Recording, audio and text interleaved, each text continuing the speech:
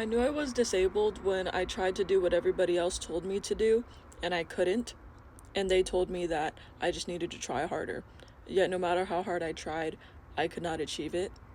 And they continued to tell me that all I needed to do was try harder, and that if I wasn't so lazy and if I put in more effort, that I could do it. Yet, I couldn't. And so that made me feel like a failure because everybody's telling me it's my fault. And so that's why whenever I got my diagnosis of ADHD and autism, it was so impactful for me because it finally gave reason as to why I struggled in so many ways, and it was proof that I was struggling. Like, for the first time, I was not being dismissed for the things that I experienced, and everything started to make more sense. It was never my fault. I simply was not capable, and no matter what I did, I couldn't change it. And so that was like one of the most heartbreaking things to hear. Like, you can't change this. But it was also so validating because it's like, you can't change this. You've never been able to, you never will be able to. All of your struggles were valid. You were never lazy.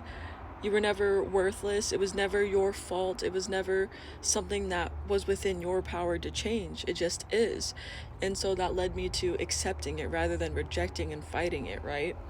Being told that I had ADHD and that I am autistic, that gave me permission to live the life that I always felt like I was supposed to live. You know, it gave me permission to stop trying to be something else. It told me that no matter how hard I tried to be something else, it was never going to happen because that is not within my nature, it's not within my biology. It told me that everything that I felt pulled towards, that was who I was always supposed to be. That's who I was set up to be. Like, when it comes down to, like, you can't force a fork to function as a spoon. You know, it didn't make sense.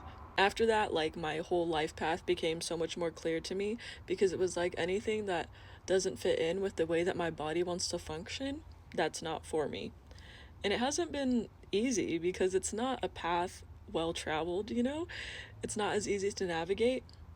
But I've been thinking that I should look more to people who have what I have, who have what I want. You know what I mean? Other people who are autistic and have ADHD, who live the lives that I want to live. I need to look to them. I can't look to neurotypical people. Otherwise, I'm going to continue to feel discouraged by the fact that I can't have what they have and follow the path that they followed.